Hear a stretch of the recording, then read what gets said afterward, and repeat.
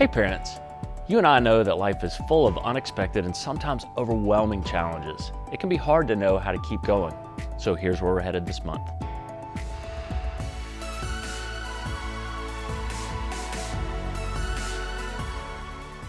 Question for you. When was the last time you wanted to give up, but for whatever reason, decided to keep going? Maybe you were cleaning out the basement, training for a marathon, working on a degree, or just a season of life that had its share of struggles. Whatever it was, might have felt like you were climbing a mountain, hanging on for dear life. Maybe you weren't sure if you could take another step, but you kept going moment by moment, step by step. You trusted God, remained hopeful, and kept going, believing that something great would come on the other side of whatever you faced. This whole idea can be summed up with one word: grit. We define grit like this: refusing to give up when life gets hard. All of us, including the kids in your community, will face moments when we want to give up. But our prayer for the kids you connect with this month is that learning how God can help them have grit will encourage them to trust God, remain hopeful, and keep going to complete whatever task is set before them.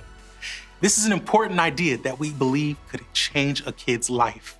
We find examples and teachings about grit throughout many stories in the Bible, including the verse we hope kids learn this month. In Galatians 6:9, Paul writes, "Let us not become tired of doing good. At the right time, we will gather a crop if we don't give up." Paul encourages us to remember that showing up, even when it's hard, can ultimately lead us to something amazing. We just need to trust God and not give up. And we have some amazing Bible stories to help kids discover what that looks like in their own life. As we continue our journey through God's big story, we take a closer look at the lives of Joseph and Moses. These are two heroes of the faith, and we help kids see how their stories are connected through trusting God and not giving up. First, we talk about Joseph. In Genesis 37 and 39 and 40, we learn how Joseph is his father Jacob's favorite son. Jacob makes this fact crystal clear when he offers Joseph a beautiful ornate robe. His brothers are completely jealous, a jealousy that's only fueled by Joseph's dreams that have them bowing down to him. They decided to sell him to a band of traders headed to Egypt. They cover up their actions by lying to Jacob, telling him Joseph had been killed. But even though Joseph was enslaved in Egypt, God continued to show up in Joseph's life and help him become successful in both Potiphar's house and even in prison when he was falsely accused. Bottom line, hold on because God is with you. In week 2, we continue Joseph's story in Genesis 41 through 45. Joseph finally had a chance to get out of jail. Pharaoh had a dream that no one could interpret. It's in this moment that the king's cupbearer, who was in prison with Joseph, remembered how Joseph had interpreted his dream. At once, Pharaoh sent for Joseph. He went and, with God's help, interpreted the dreams and offered a plan for helping Egypt survive the famine that God says is coming. Pharaoh put Joseph in charge of the entire kingdom. Sure enough, it all comes true, and a famine sweeps across the land. Joseph's brothers made a trek down to Egypt, and they ended up right in front of Joseph. After some back and forth over several weeks, Joseph couldn't stand it any longer. He revealed himself to his brothers and offered them forgiveness for everything that had happened. Joseph brings his whole family, the Israelites, down to Egypt.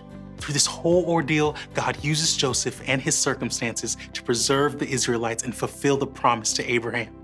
Bottom line, hold on, because there's a bigger story.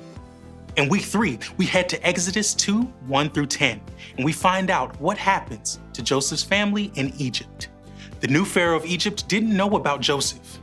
Pharaoh was scared because Joseph's family, God's people, the Israelites, were growing in number.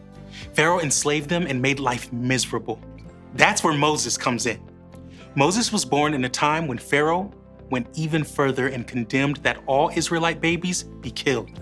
Moses' mother and sister probably weren't too sure that putting Moses in a basket in the Nile River would keep him safe, but they were determined to keep Moses alive.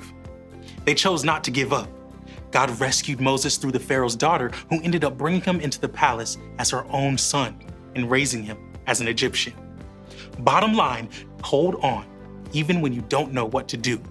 Then in week 4, we head to passages in Exodus 3 through 12 and find that God has a plan to rescue the Israelites. It started when Moses was watching sheep on the side of a mountain and saw a bush that was on fire, but it wasn't burning up. Now, that alone might make anyone a little nervous, but then Moses heard the voice of God. God asked him to go up against the most powerful ruler of the time, to ask Pharaoh to set the Israelites free from enslavement. In this incredible story, we see how Moses trusted God and never gave up. God's people saw God show up in amazing ways, all to rescue them. Bottom line, hold on because God knows what you're going through. We finish up the month in Exodus 13 and 14. God's people are on their way out of Egypt. Everything was looking great for the Hebrews until Pharaoh changed his mind. Moses and the Hebrew people found themselves trapped between the Red Sea in front of them and Pharaoh's army in hot pursuit. But with God's help, Moses and the Israelites don't give up, even in a tough situation. With Moses' help, God made the miraculous happen, parting the Red Sea and allowing the Israelites to escape. Bottom line, hold on because God is still in control. We hope that the next time your kids face a time when they want to give up, they'll think about how God showed up for Joseph, Moses, and the Israelites. No matter what they face, God can still show up in their life too. They can trust God no matter what and find the grit they need to keep going.